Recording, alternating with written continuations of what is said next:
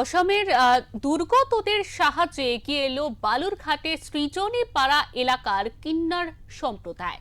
বালুরঘাটের গুরুমার উদ্যোগে মোট 2,45,000 টাকা এবং 300টি শাড়ি ত্রাণ হিসাবে পাঠানো হয়েছে।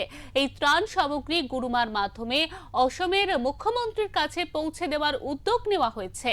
বৃহন্নলা সমাজের সদস্যরা জানিয়েছেন, দুঃসময়ে মানুষের পাশে দাঁড়ানোই তাদের মূল উদ্দেশ্য। সমাজ যতই আধুনিক হোক, কিন্নর বা বৃহন্নলাদের নিয়ে সাধারণ মানুষের মধ্যে নাকুচু মনোভাব এখনো যায়নি। তাই তাদের নিয়ে নানা ধরনের প্রচলিত ধারণা থাকলেও সেসবে আমল না দিয়ে এবার মানবিকতার উজ্জ্বল দৃষ্টান্ত স্থাপন করলেন দক্ষিণ দিনাজপুর জেলার বালুরঘাটের কিন্নর সমাজের সদস্যরা। অসমের সাম্প্রতিক বন্যা পরিস্থিতিতে প্রাণ হারিয়েছেন বহু মানুষ। সেখানকার অসংখ্য পরিবার হারিয়েছে তাদের সর্বস্ব। সেই সব দুর্গত মানুষের পাশে দাঁড়াতে সাহায্যের হাত বাড়িয়ে দিল বালুরঘাট শহরের সৃজনীপাড়া এলাকার কিন্নর সম্প্রদায়।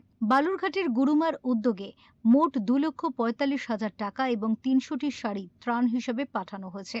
এই ত্রাণ সামগ্রী উত্তর দিনাজপুরের গুরুমার মাধ্যমে অসমের মুখ্যমন্ত্রীর কাছে পৌঁছে দেওয়ার উদ্যোগ নেওয়া হয়েছে। কিন্নর সমাজের সদস্যদের আশা, তাদের এই মানবিক প্রয়াস অসম প্রশাসন গ্রহণ করবে এবং বন্যায় ক্ষতিগ্রস্ত মানুষের কাজে লাগাবে। বৃহন্নলার সমাজের সদস্যরা জানান, মানুষের দুঃসময়ে পাশে দাঁড়ানোই তাদের মূল উদ্দেশ্য।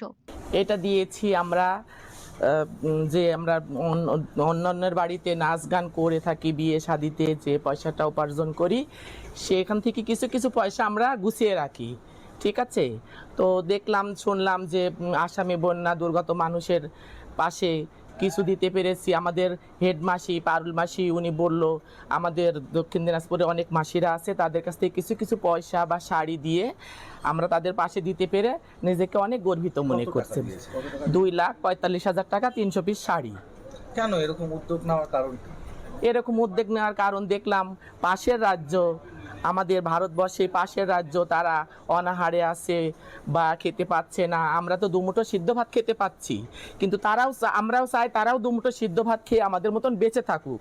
এই কারণে তাদের পাশে আমরা দাঁড়িয়েছি। কিন্নর সম্প্রদায়ের এমন উদ্যোগ নেওয়াকে সাধুবাদ জানিয়েছেন বালুরঘাটের বিধায়ক বিদ্যুৎ কুমার রায়। তিনি জানিয়েছেন, এমন পরিস্থিতিতে তাদের এই ধরনের উদ্যোগ যথেষ্ট প্রশংসাজনক। এটা বিরাট মানবিকতার একটা কাহিনী, মানবিকতার একটা দৃষ্টান্ত।